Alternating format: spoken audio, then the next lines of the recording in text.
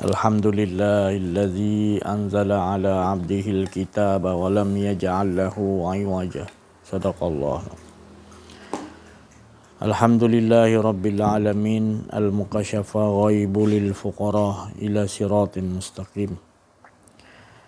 Subhanaka la ilma lana illa ma 'allamtana innaka antal alimul hakim. La haula wa la quwwata illa billahil aliyil azim.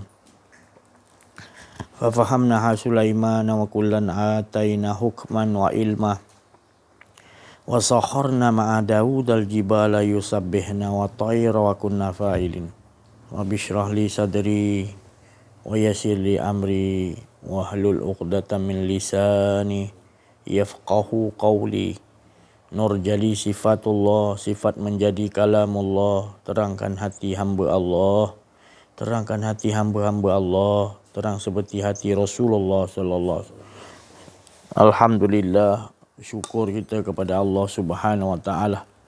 Marilah kita sama-sama membacakan Al-Fatihah ini dengan mendapatkan syafaat Nabi Muhammad sallallahu alaihi wasallam bi syafaatin Nabi Muhammadin Mustafa Rasulullah sallallahu alaihi wasallam ila arwahi abina wa hummatina wa mahawa anbiya wal awliya wa syuhada wa siddiqin wa ila syairin malaikati muqarrabin wal ghaib.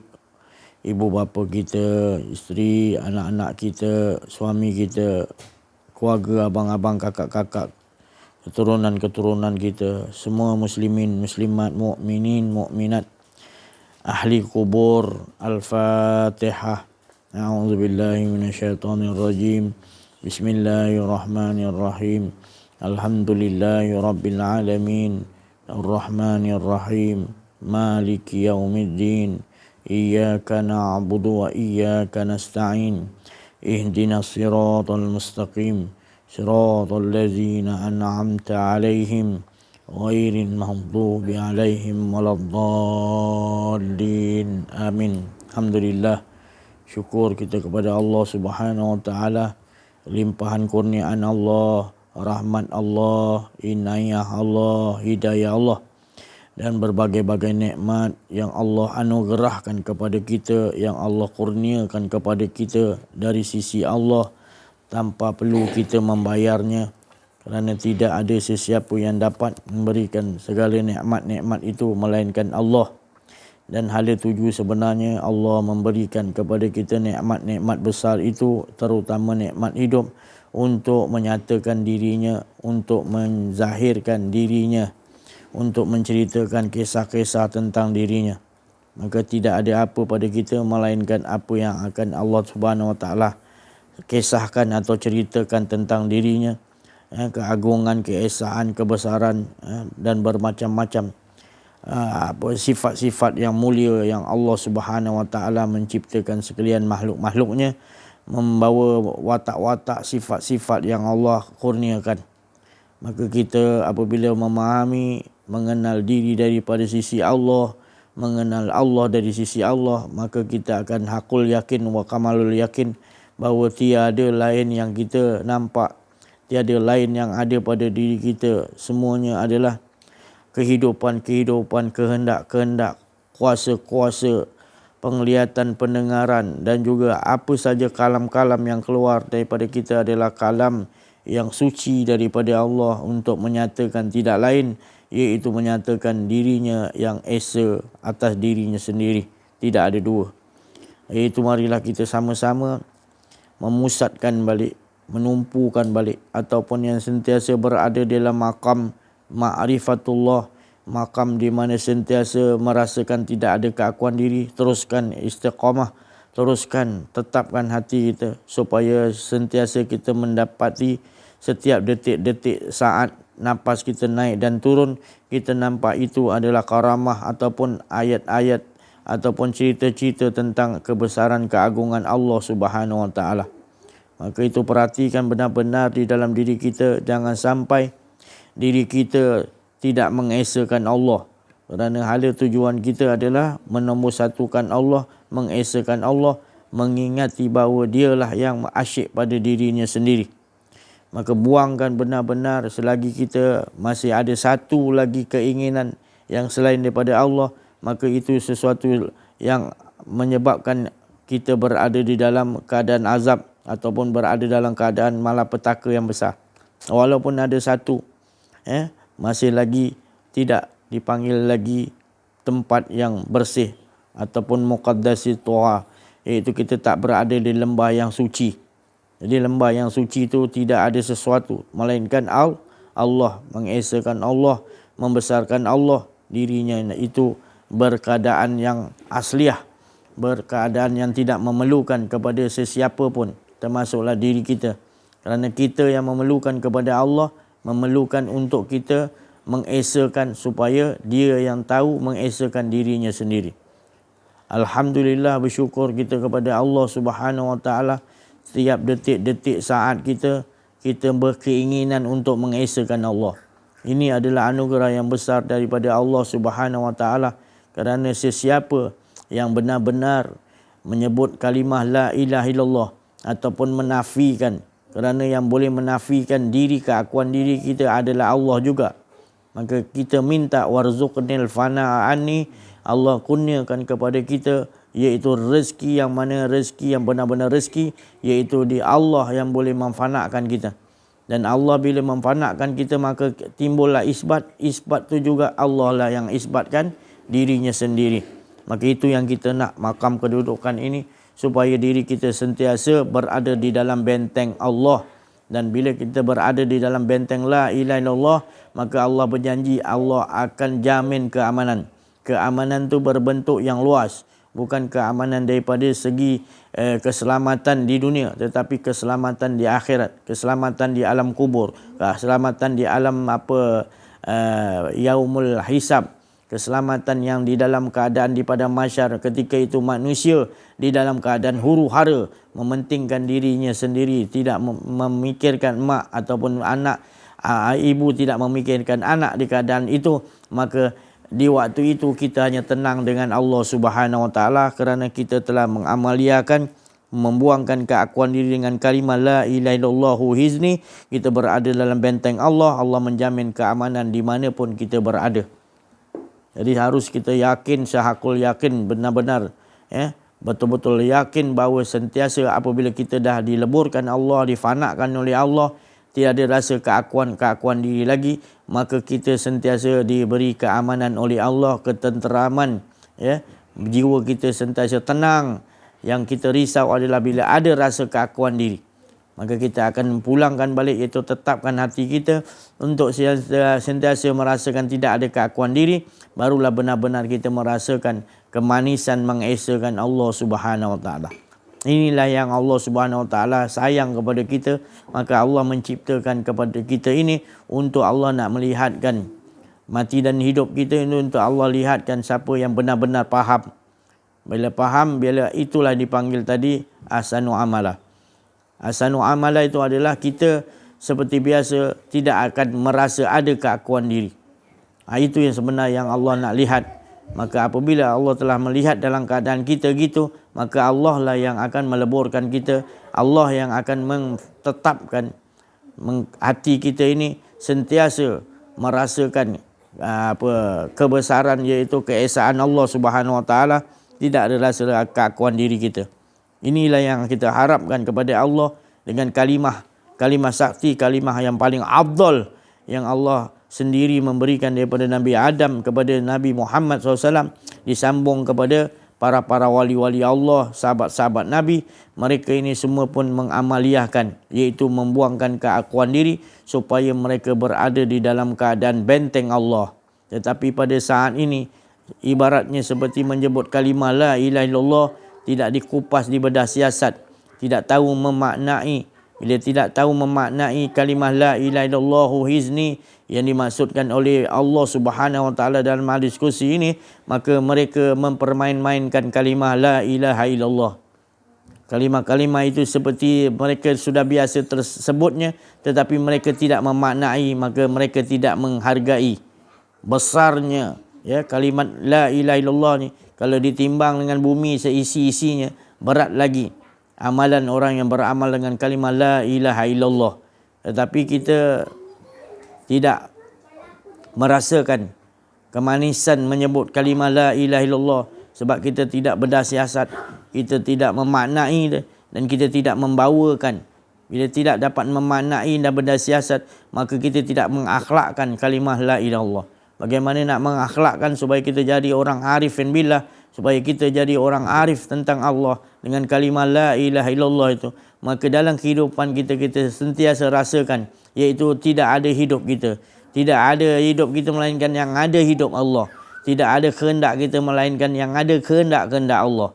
Tidak ada pendengaran kita melainkan kita mendengar dengan pendengaran Allah. Tidak ada kuasa kita melainkan yang ada adalah kuasa Allah. Dan seterusnya melihat, mendengar dan segala kalam-kalam, segala apa pun hidup kita tidak ingat lagi akan batang tubuh kita. Yang benar-benar yang ada hanyalah Allah Subhanahu Wa Taala yang memperbuat kita.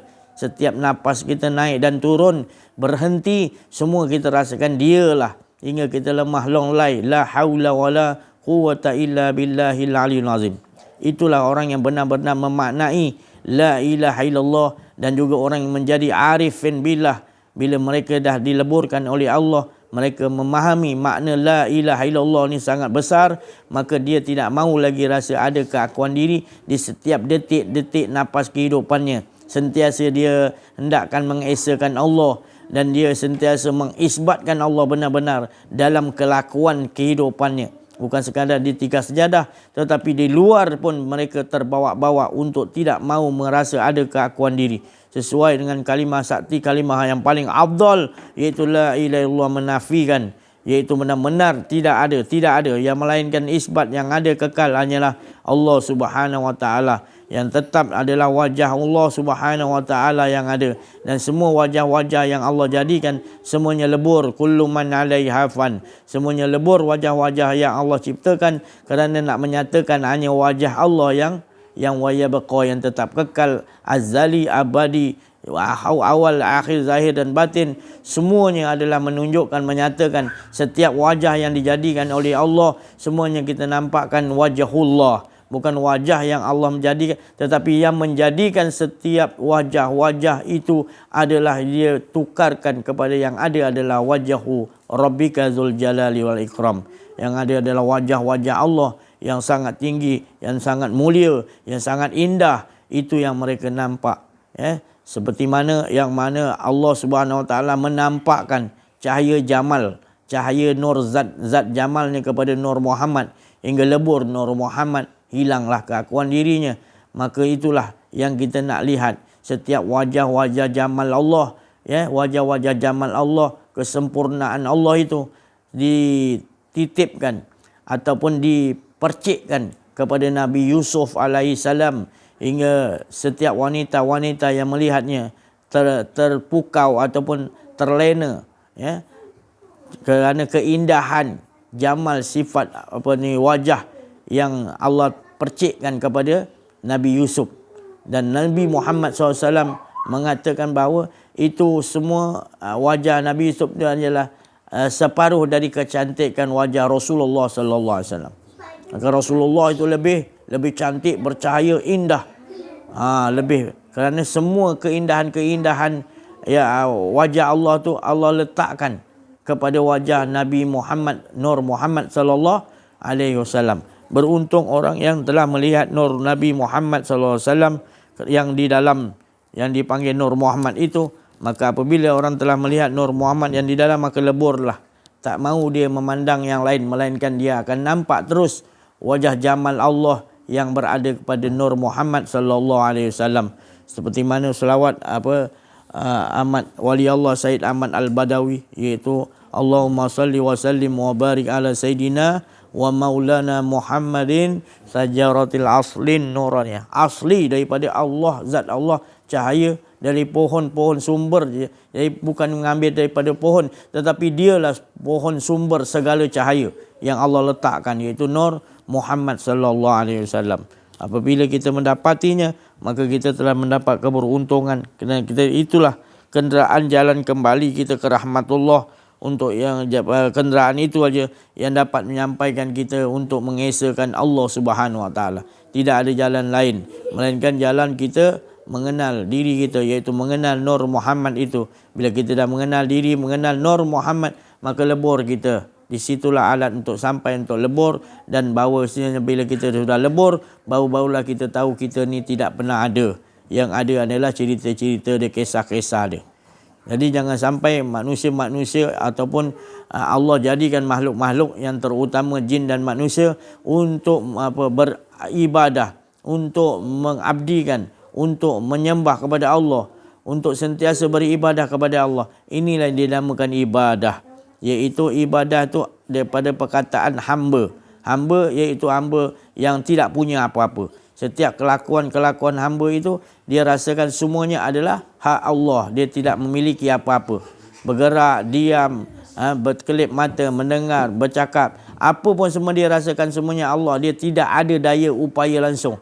Dia lemah, longlai, tak punya apa. Inilah keadaan orang yang benar-benar yang berada di dalam makam yang telah Allah Taala sediakan, iaitu orang yang sentiasa berada di dalam yang dipanggil oleh Allah jiwa yang tenang. Ya ayat Tuhan nafsul mutmainnah, di mana Allah irji'i ila rabbiki. Dia tahu dia kena selalu pulang supaya dia tidak merasakan ada kehidupan dia. Irji'i ila rabbiki. Dia sentiasa pulang supaya tidak merasakan dalam kehidupannya lagi, dia tidak merasakan ada keakuan-keakuan diri.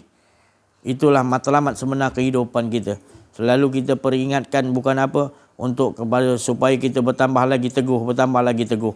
Maka benda ini harus diulang-ulang. Keadaan ini harus diulang-ulang kan, supaya bertambah lagi kita rasa kesungguhan dan bertambah lagi kita menantikan, iaitu rahmat-rahmat Allah yang sentiasa tidak berhenti curahkan kepada kita, yang mana kita tidak ada daya upaya, melainkan Allah yang mencurahkan. Anzala ala abdihil kitaba wa lam yaj'al lahu iwaja. Apabila kita duduk di makam hamba yang sebenar-benar, maka abdihi tadi, maka dia akan memberikan sesuatu yang tidak ada rasa kebengkokan, rasa lagi ragu-ragu, was-was. Kita rasa betul dalam kehidupan kita, sentiasa kita berada di dalam mengesakan Allah, membuangkan keakuan diri, sentiasa datang fatwa-fatwa, sentiasa datang daripada kalimat-kalimat Rabbi yang suci, yang menyuruh kita jelas, dan kita melakukannya dengan kudrat dan iradat Allah Subhanahu Wa Taala.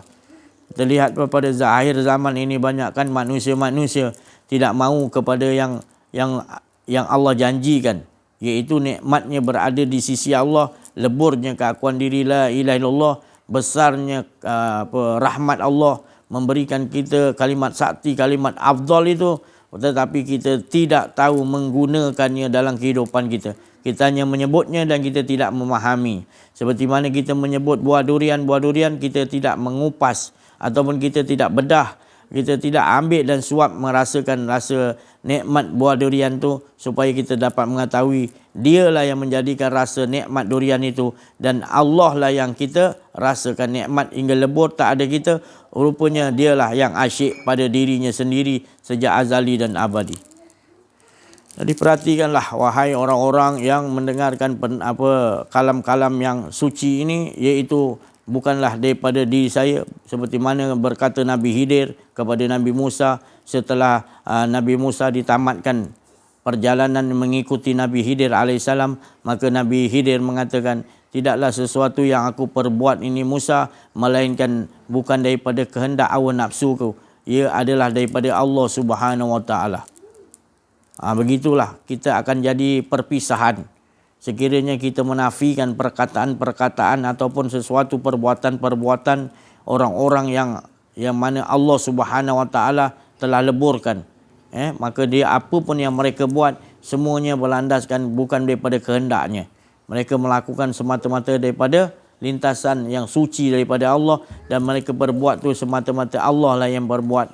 Maka apabila kita menafikan, maka kita telah menolak dan berpisahlah kita dengan rahmat Allah sebenarnya. Kita yang memisahkan dengan rahmat Allah Subhanahu Wa Taala. Kerana perkataan-perkataan mereka ini tidak ada unsur-unsur untuk kepentingan diri.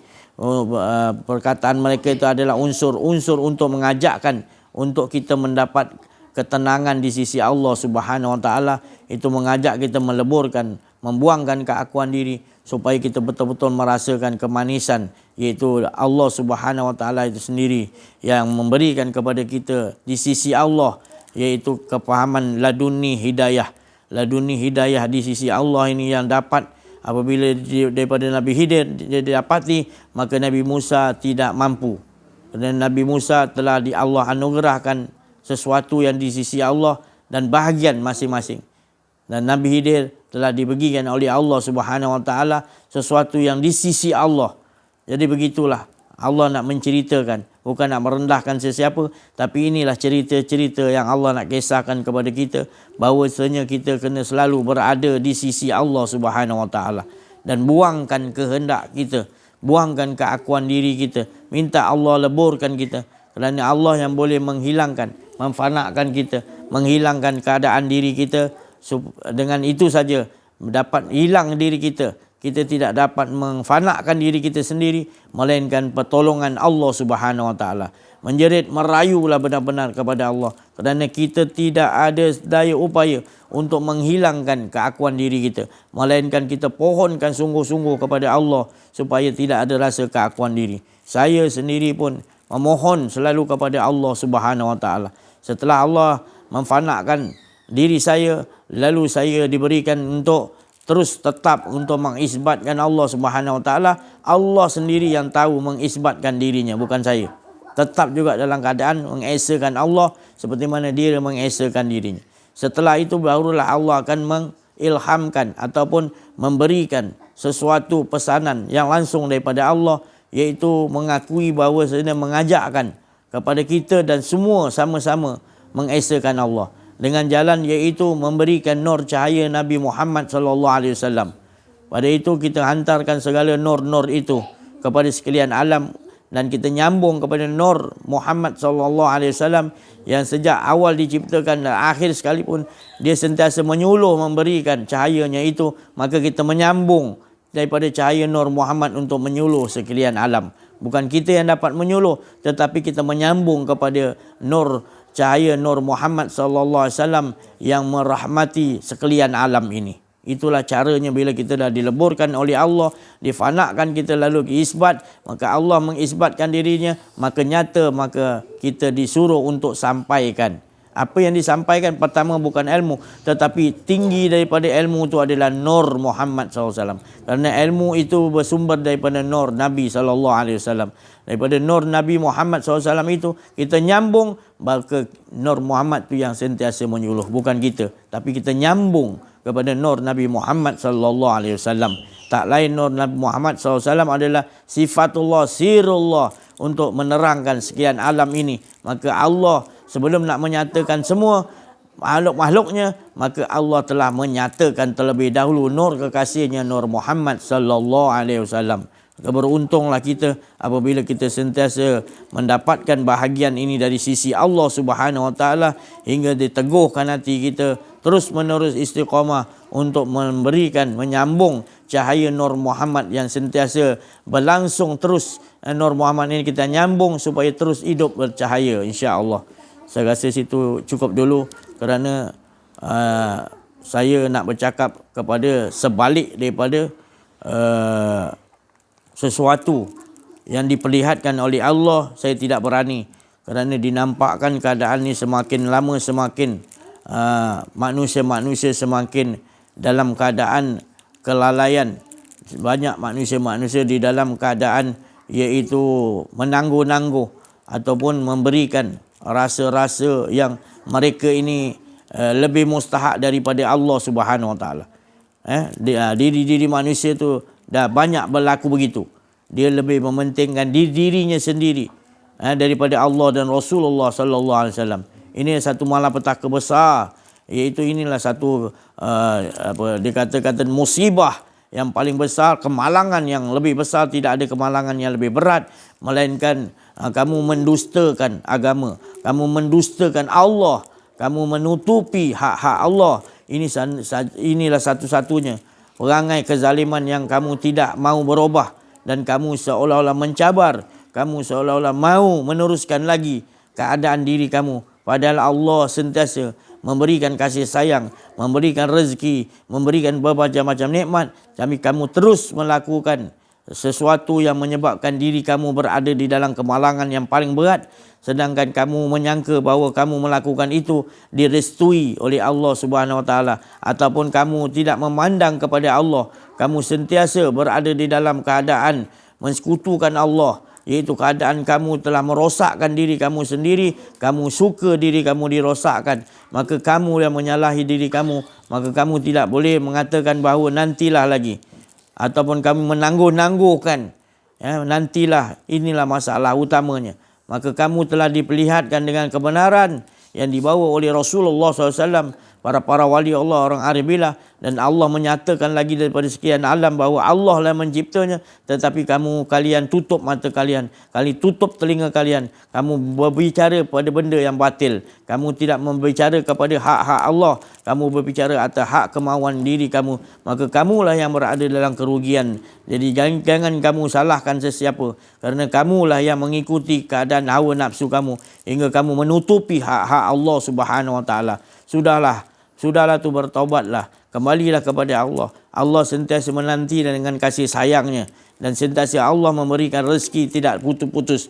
Seperti mana Fir'aun yang Allah Subhanahu Wa Taala mengatakan bahawa dia dilaknat oleh Allah, tetapi Allah tetap juga memberikan rezeki kepada dirinya.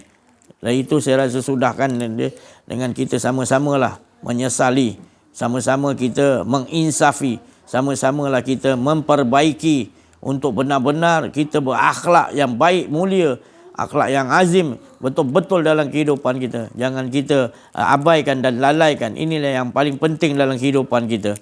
Itu akhlak kita setelah kita mengenal diri, mengenal Allah, akhlak kita bertambah lama, bertambah kasih dan sayang.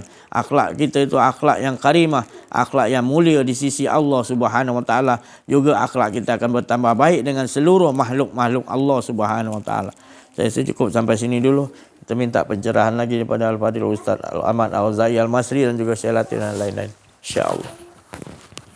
Bersama anak-anak sekalian kita berzikir. Subhanaka la ilma lana illa ma 'allamtana innaka antal alimul hakim. Subhanaka la ilma lana illa ma 'allamtana innaka al-alimul hakim. Tubna ilallah warja'na ilallah wa nadimna ala ma fa'alna. Inna fatahna laka fathan mubina. Inna fatahna laka fathan mubina. Inna fatahna laka fathan mubina.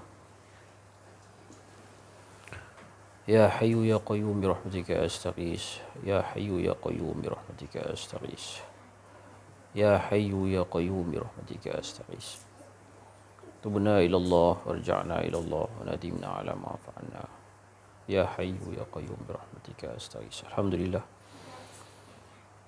pada pagi ini kita dapat berhimpun lagi untuk memperbaharui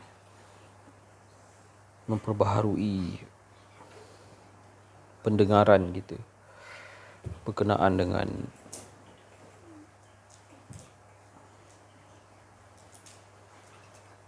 tauhid sebenarnya.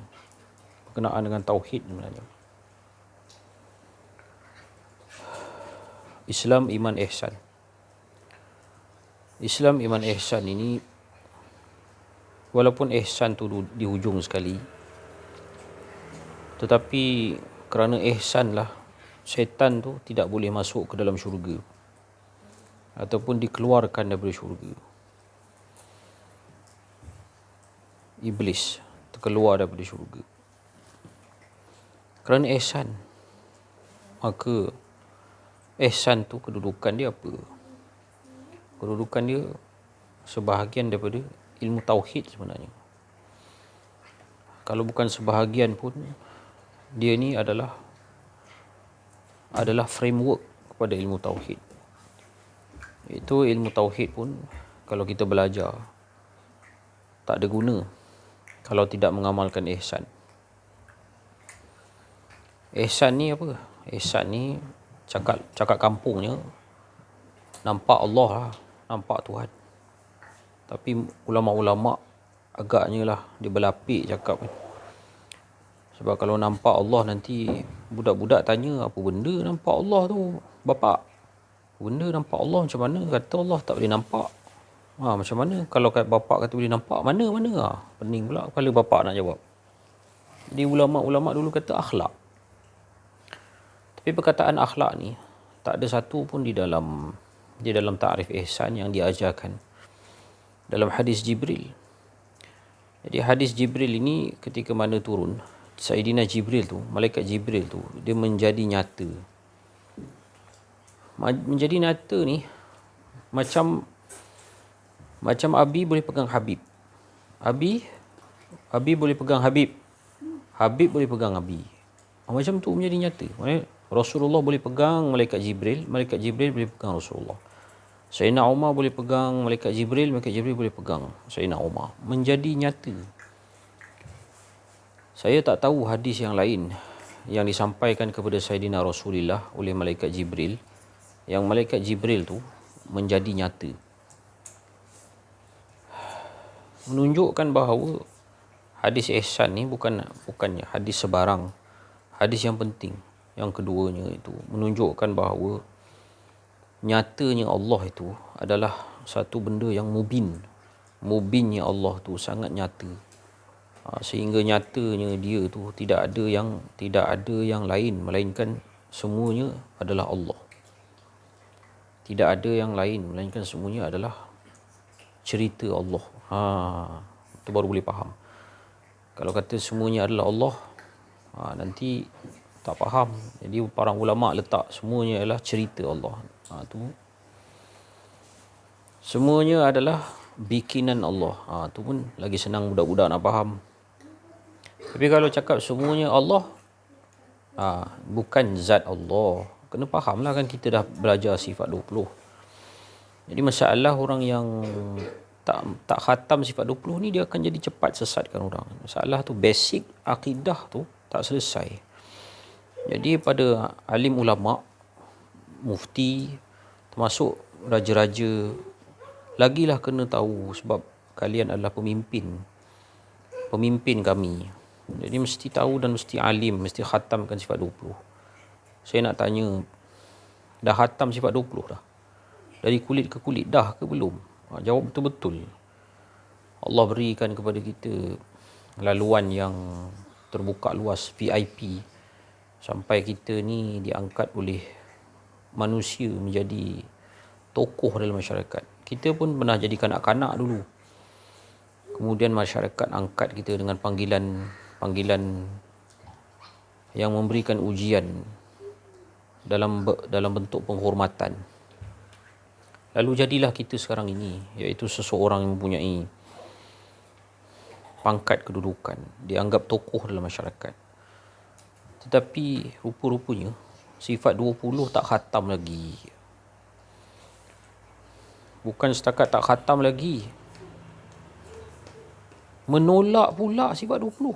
Allah, inna lillahi wa inna ilaihi raji'un. Itu musibah yang sangat besar.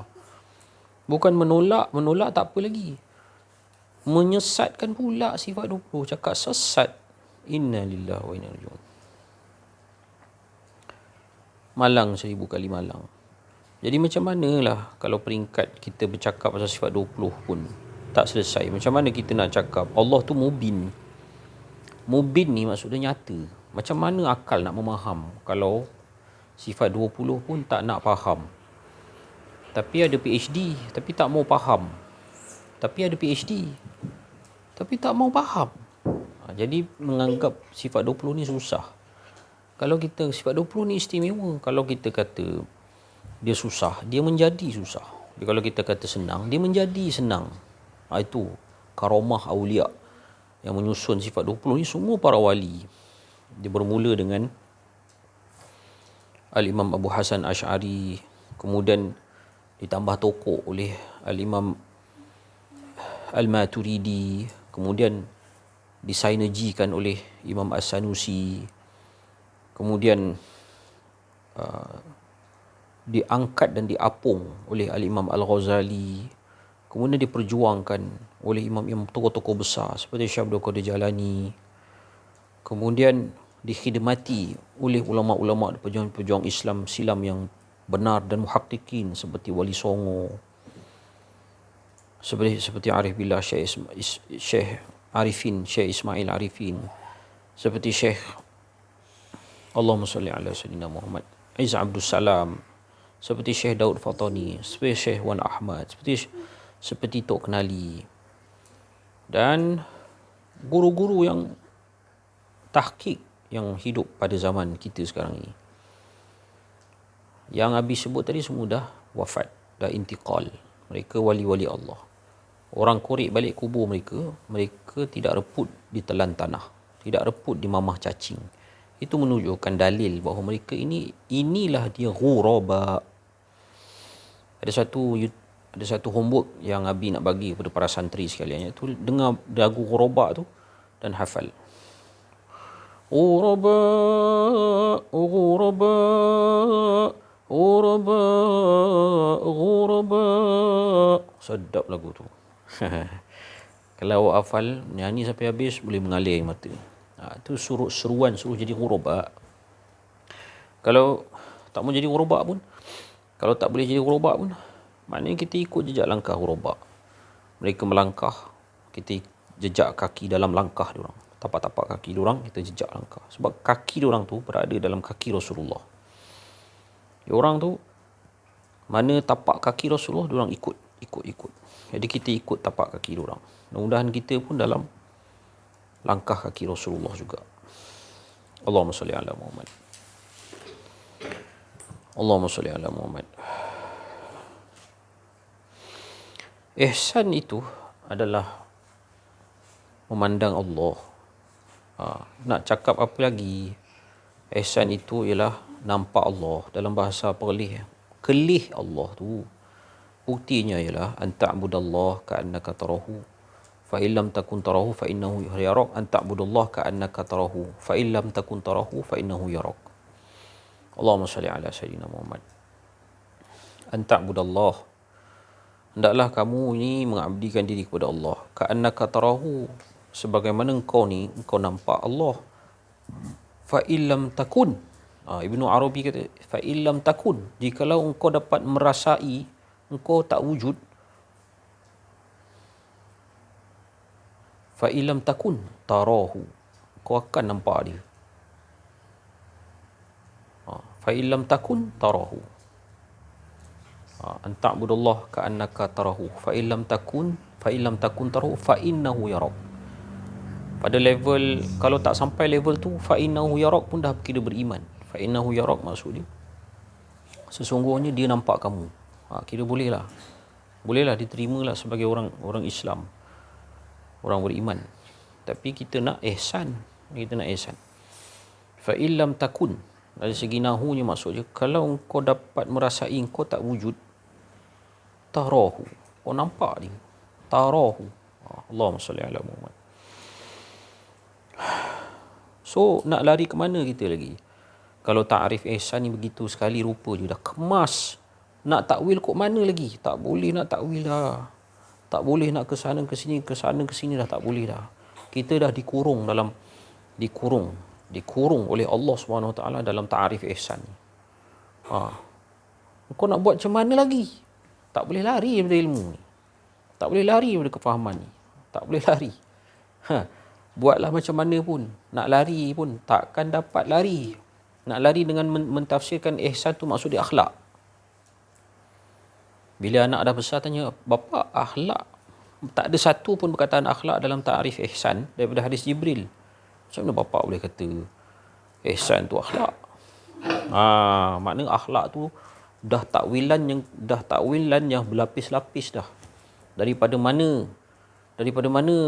kelih Allah tu menjadi akhlak? Macam mana daripada nampak Allah tu menjadi akhlak? Begini cerita dia. Allahumma salli ala Muhammad. Satu hari Abi tengah minum-minum dengan Ustaz Aziz. Ustaz Aziz kata, kalaulah nampak ni nak jatuh ni gelas ni. Ustaz Aziz buat bidalan begini, nak jatuh kelas ni.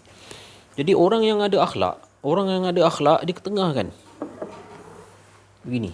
Orang yang ada akhlak dia ketengahkan ke sini. Sebab dia tahu benda yang macam ini dia boleh jatuh. Ini nak panggil akhlak boleh, nak panggil adab pun boleh. Jadi ketengahkan. Itu akhlak. Macam mana boleh kaitan dengan nampak Allah pula? Pertama sekali, tak ada siapa bayar upah dia untuk buat kerja tu. Ketengahkan. Tak ada siapa bayar upah. Tak ada siapa suruh. Jadi siapa yang suruh ni ketengahkan gelas anak jatuh ni? Ketengahkan gelas anak jatuh ni, sikit nak jatuh je. Siapa yang suruh? Jawab. Allah yang suruh benda tu semua. Jadi nampak Allah tu ihsan. Macam tu kaitan ihsan dengan akhlak. Dia akan menjadikan akhlak tu jadi mulia sendiri. Automatik jadi mulia. Orang-orang yang mengamalkan ihsan ni, automatik akhlak dia jadi mulia sendiri. Akhlak yang mulia ni, kalau nak tahu, kena suhbah, baru tahu seseorang tu akhlak mulia ke tidak. Bukan buat kesimpulan melulu. Kan baik sangka itu adalah serendah-rendah ukhuwah. Maknanya serendah ukhuwah pun kita tak ada. Kan? Serendah-rendah ukhuwah pun tak ada. Sesama Muslim pula tu. Dengan guru arif billah pula tu. Dengan waliullah pula tu. Takut kita kalau menyakiti waliullah. Allah istihad perang pula kita. Habislah kita. Tak berkatlah rezeki kita. Na'udzubillah min dalik. Jangan menyakiti awliya dengan melemparkan pelbagai tuduhan-tuduhan yang tak elok pada dia orang. Allahumma salli ala sayyidina Muhammad. Jadi akhlak yang tertinggi itu, Allahumma salli ala Muhammad, ialah apabila mencapai itu, fa illam takun tarahu, apabila engkau merasai dan dapat merasai ataupun dikurniakan perasaan ataupun level ataupun maqam ataupun anugerah daripada Allah, diri engkau tu tak wujud, maka di situ tarahu, barulah engkau dapat nampak dia. Jadi kalau nak dikaitkan dengan ilmu sains, memang pening juga nak fikir tentang macam mana yang diertikan kita ni tak wujud. Mungkin boleh dipahamkan begini cerita dia. Anak-anak ni tengok. Bila kita mati, kita jadi roh. Katalah kamu mati nanti, Abi doakan kamu jadi wali-wali Allah, jadi rijalul ghaib. Rijalul ghaib ni tak mati. Rijalul ghaib ni, kalau dia nak melintas,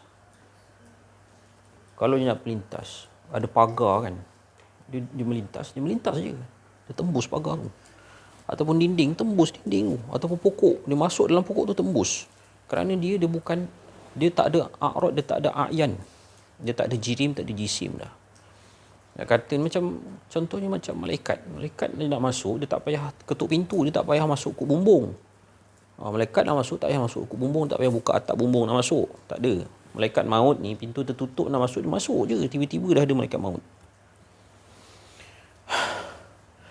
Jadi, bila kita mati, jadi malaikat tu diambil, disodok kita ni.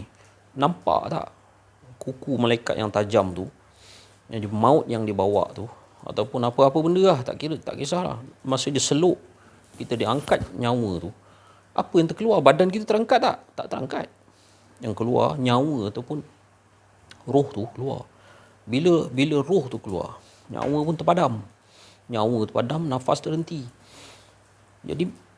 Jadi yang bila seseorang tu jadi rijalul ghaib, dia tembus dinding ni, dia boleh tembus dinding ni kan, dengan izin Allah. Jadi dinding ni wujud tak wujud? Jawab. Dinding ni lah yang tak wujud. Jadi yang wujud tu rijalul ghaib tu. Faham? Yang wujud tu malaikat. Kita ni yang tak wujud. Sebab malaikat dia seluk benda yang sebenar daripada hati kita, keluar. daripada jiwa kita. Itu diri kita yang sebenar, yang dipersembahkan di hadapan Allah. Malun wala banun illa man atallah biqalbin salim. Persembahkan, dibawa depan Allah, jumpa dengan Allah. Allahumma salli ala sayyidina Muhammad. Balik ke sana. Jasad ni ditinggalkan, reput. Jadi yang sebenar-benarnya wujud apa? Ni saintifik ni. Jadi apa nama ni? Allahumma salli ala sayyidina Muhammad. Senang cakap lagi. Tengok cerita hantu kan? Hantu dia boleh katakan dia tembus langsir ni. Ada hantu. Jadi apa tu langsir ni hantu boleh tembus dia. Langsir ni duduk sini. Jadi langsir tu tak wujud. Yang wujud tu hantu tu. Faham tak? Jadi kita ni berada dalam mimpi. Segala-gala ni semua akan musnah. Bab, nak faham tak? Ni saintifik ni. Kalau tak faham lagi tak tahulah. Faham tak ni para santri, para pelajar sekalian? Kamu belajar benda ni. Apakah jirim, apakah jisim? Belajar. Jadi Allah tu memang tak berjirim, tak berjisim. Itulah sebenarnya yang wujud. Yang tak berjirim, tak berjisim itulah sebenarnya wujud. Faham tak? Allahumma salli ala sayyidina Muhammad. La haula wala quwata illa billahil aliyyil azim. Mudah-mudahan Allah memberikan kefahaman. Saya pun bukan saya yang memahamkan diri saya, tetapi tiada kuasa yang memahamkan diri saya, yang memberikan ilmu kepada kita, melainkan hanya semata-mata zat Allah yang Maha Agung, yang kita sujud saban waktu, yang kita sembah saban saat. Allahumma salli wa sallim wa barik ala sayyidina Muhammad wa ala alihi adada kamalillah wa kama yaliku bi kamalih. Cukuplah sekadar itu. Saya mohon maaf, mohon ampun jika saya tersalah, betulkan saya. Jika saya tersesat, luruskan saya. Kita makhluk manusia, tidak boleh tidak berkomunikasi. Hendaklah kita sama-sama wa tawassaw bil haq wa tawassaw bis sabr. Makhluk yang bernama manusia adalah makhluk jenis bersosial dan berkomunikasi. Ayuh mari kita bergabung dan berkomunikasi sesama kita. Sesungguhnya masa dah makin suntuk. Orang muda pun meninggal. Inginkan pula kita yang dah tua. Wassallallahu ala sayyidina Muhammad wa ala alihi washabihi wa baraka wasallam. Walhamdulillahirabbil alamin. Taqabbalallah. Okey. Tak apalah. Subhanahu wa ta'ala, dengan benar-benar puji yang Allah sendiri yang tahu memuji dirinya sendiri. Jadikan pujian-pujian kami ini ya Allah adalah menunjukkan kalam-Mu, iaitu Engkau yang sendiri tahu memuji dirimu sendiri ya Allah. Alhamdulillah, apa yang diucapkan oleh teman-teman sahabat-sahabat kita tadi itu semuanya daripada Khatir Rabbani. Pesanan-pesanan daripada mereka, iaitu daripada Ustaz Ahmad Auza'i tadi. Pesanan yang membawa kita ke arah mengesahkan Allah tidak lain. Pesanan kesucian daripada kalimat-kalimat Rabbi, kalimat-kalimat kudus. Dan juga Syekh Latif dan juga saudari kita itu Wan Razi dan juga yang lain-lain. Alhamdulillah, itu semua bersemangat ya. Ada cara yang penuh dengan kasih sayang, nasihat ada penuh dengan ketegasan. Itu semua adalah cara-cara yang Allah Subhanahu wa ta'ala nak menzahirkan pesanan-pesanan atas dasar kasih sayang. Pesanan-pesanan yang membawa kita bukan kepada ke arah untuk memaksa, tetapi ke arah ketegasan, asida walal kufar, dan juga rohamma ubainahum. Kasih sayang yang kukuh barulah boleh kita bawa dalam ketegasan. Jadi tidak ada istilah kalau masa kata kasih sayang itu, seharusnya kasih sayang itu kita tak masukkan dengan asida walal kufar, tegas. Kasih sayang itu juga adalah ketegasan. Masih lagi dalam kasih sayang lagi. Ketegasan bukan sesuatu yang dia seolah-olah nampak macam naik rasa amarah, bukan amarah, tetapi kata Syekh Abdul Qadir Jalani, amarah itu perlu ada. Amarah itu perlu ada dalam keadaan bab yang macam mana. Kalau dalam bab peperangan kita tak ada amarah, maka kita juga tidak akan termasuk golongan orang yang akan berjuang di jalan Allah. Memang Sayyidina Ali ketika diludah dia tidak, tapi Sayyidina Ali dia mesti ada dalam keadaan marah kerana Allah. Marah kerana Allah. Jangan kita ingat marah tu sama dengan marah orang yang kerana Allah. Ya, seperti seorang itu dia berjalan nak masuk selangkah lagi masuk lubang. Kita dalam perasaan nampak macam marah nak tangkap dia, nak selamatkan dia. Tegas menjerit daripada jauh. Itu bukan bermakna kita marah pada dia, tapi dia dah nak masuk dalam jurang. Apatah lagi banyak kita dah masuk dalam jurang. Lagi kita kena tegas. Keluar. Tu. Ini kita cakap lembut-lembut. Dia dah duduk dalam sarang biawak, kita dah lembut-lembut lagi. Tak apalah, sabarlah. Tunggulah datang pertolongan Allah nanti, sabar. Sabar apa, dah duduk dalam lubang kemurkaan Allah. Allah suruh nasihatkan dengan cara asidak walal kufar, tegas. Kita boleh lemah lembut dalam keadaan tu. Jadi lemah lembut hikmah yang Allah Ta'ala bagi tahu patona pada Nabi tu. Ketika pokok itu kecil, rumput, bolehlah pakai pisau nak motongnya. Tapi kalau pokok tu kayu balak, nak pakai pisau, tak boleh. Itu hikmah tu sesuaian dengan apa yang kita nak sampaikan tu tadi. Kalau kena tegas, tegaslah. Gunalah gergaji sensor tu, pokok kayu balak, keras dah kan. Ni jangan pakai pisau sampai bila, tak selesai. Jadi jangan kita ingat bila kita talk ni ada yang jadi keras, ada yang jadi, itu bukan untuk marah, itu tujuannya untuk sedar pada diri supaya dah terlampau lama sangat kita berada di sarang biawak tu tadi. Yahudi dah bawa kita ke sarang biawak, dah duduk dalam tu lama, kita tak keluar-keluar, tidur. Jadi dia kejutkan dengan tu.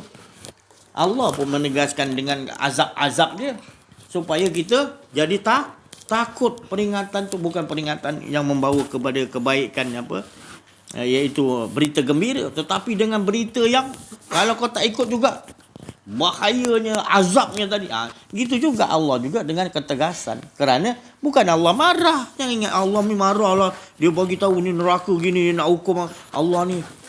Allah tak zalim. Allah menegaskan tu supaya dia sayangkan kita. Dia tak nak kita ni rosak. Jadi Allah ni sempurna. Allah merendahkan diri, menegaskan lagi supaya jangan. Dia sayang kita. Macam anak kita lah. Main kat dekat musim hujan, main kat sungai. Setiap kali hujan mesti banjir, air bawah hanyut. Jadi mak kita marah tu tadi. Jangan pergi, tu bukan makna dia tak bagi mandi sungai. Tapi dia tahu musim hujan begini jangan main. Dia sayang tak? Jadi teguran tu dalam kita punya talk ni tak ada teguran yang jangan rasa nak tersinggung. Ya, ulama-ulama ke siapa pun kita tinggi pun kita jangan tersinggung. Ni kita buat talk ni bukan tujuan nak menyakitkan hati orang. Tujuan kita tak lain nak ngajakkan kepada kasih sayang sesama kita, nak selamat. Mereka ni tak nak. Teman-teman kita ni tak nak kita ni berada terus di dalam keadaan azab yang maka kita tak merasa azab. Kita rasa macam tenang, kita sebagai ulama, sebagai mufti, sebagai orang alim, orang besar, orang yang apa-apa pangkat tinggi, kita tidak ada rasa sedih melihatkan umat pada akhir zaman ni. Sebab kita rasa kita dah penting, kita rasa kita dah cukup dah, lantak orang lain. Kita tak ada nak bertungkus lumus untuk bekerja mengajakkan manusia mendapatkan, mengenal diri, mengenal Allah. Kita masih lagi takut-takut lama, iaitu pahala-pahala, ganjaran-ganjaran kita masih lagi tidak menaik taraf umat manusia. Malahan merosakkan lagi umat manusia dengan terus-menerus berpuluh tahun mengajakkan kepada ke arah balasan imbalan. Allah tu kat mana? Tadi Ustaz Auza'i dah jelaskan tadi dah. Iaitu sifat ihsan tadi. Jelas, dia ulang banyak kali supaya kita ingat. Pakai sifat ihsan macam-macam dijelaskan.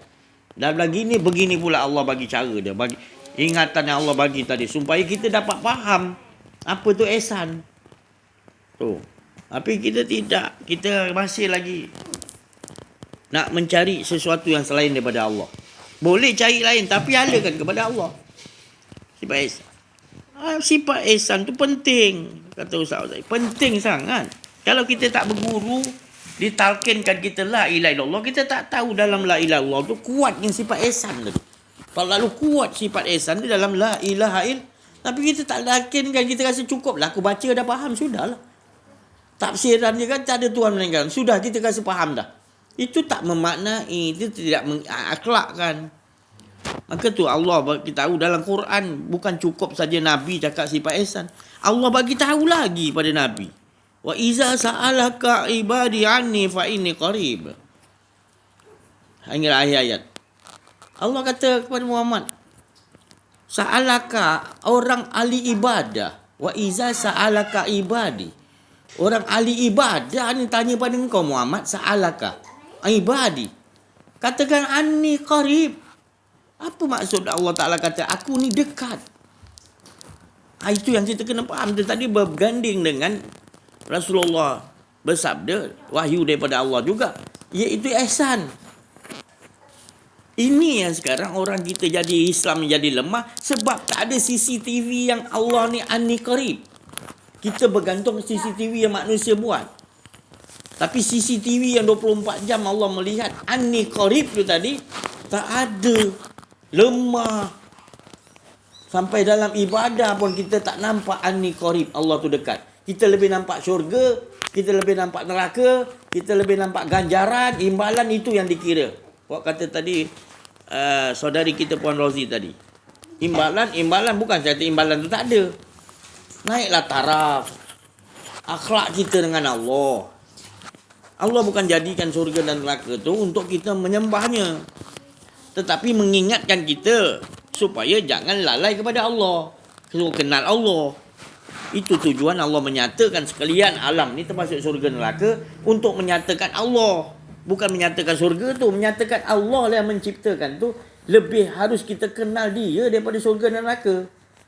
Jangan kita tersilap. Ini nanti nak masuk bulan Ramadan ni, banyak manusia-manusia yang mensekutukan Allah. Jangan salahkan iblis, setan semua dah dikurung. Kita ni nanti menyembah kerana hawa nafsu. Jadi buangkan. Selagi ada tu, selagi itu kita akan menjadi hamba kepada dunia. Hamba, raja. Kita jadikan diri kita sebagai raja. Kita jadikan hawa nafsu kita sebagai Tuhan. Itu yang tak boleh. Itu yang nak ditegaskan tadi ni. Bukan boleh cakap. Itu nak ditegas sampai beginilah. Bukan marah, tegas. Supaya pindah. Kamu berada di sarang kemalangan. Musibah yang paling besar adalah kamu mengakui diri kamu. Kamu tinggi ilmu macam mana pun, kamu tidak beres. Selesaikan cepat. Pindah, hijrah cepat. Itu yang kami nak, supaya kita sama dapat selamat. Berada dalam benteng Allah. La ilaha illallahu izni tadi. Tak ada lain. Demi kasih sayang, tak ada lain. Jangan ingat kita buat talk ni semasa kita ni nak rasa kita betul. Tak ada, kita sama-sama. Saya pun tak ada daya upaya, semua tak ada. Rasulullah pakaiannya la haul la wala quwwata illa billahil azim. Kita lagi lah selalu kena ingat. Itu Rasulullah tu. Dah tentu tak ada dosa pun. Sentiasa serah 24 jam kepada Allah. Tetap tak merasa dirinya hebat ke tak apa. Tak ada. La haul la wala pakaian Rasulullah. Tu tadi. InsyaAllah sama-samalah kita. Terima kasihlah atas perhatian semua. Ubahlah, sama-sama kita ubah. Yang bukan kata kita semua, mana sama-samalah, tak kira siapa yang mendengar. Ya. Carilah betul-betul, ya. Orang yang betul-betul sayang kepada kita. Ya. Allah, Rasul dah memang sayang. Dan Allah dah titipkan pengganti orang yang sayang kepada kita adalah para guru-guru mursyid yang arif billah. Dia sayang kepada kita. Dia nak kita selamat, bukan di dunia dan akhirat saja. Selamat kita sentiasa merasakan yang ada hanya Allah Subhanahu Wa Taala. Itu yang paling salah. Karamah-karamah ni kalau kita minta kepada guru mursyid, dia takkan bagi kita karamah. Tapi dia bagi bapak moyang karamah. Apa tu? Kau sentiasalah membuang keakuan diri dan sentiasa rasakan Allah ni Esa. Itulah karamah yang paling tinggi. Dan membuka pintu karamah-karamah yang mulia yang lain adalah dengan menafikan keakuan diri dan terus mengisbatkan Allah seperti mana Allah tetap mengisbatkan dirinya sendiri. Tak ada lagi rasa keakuan diri. InsyaAllah. Terima kasih atas perhatian. Mohon maaf atas kekurangan kesilapan dalam menyampaikan ada rasa keakuan diri. Wa'afu minkum. Wabillahi taufiq wal hidayah. Wassalamualaikum warahmatullahi wabarakatuh. Takbir. Sallu ala Nabi.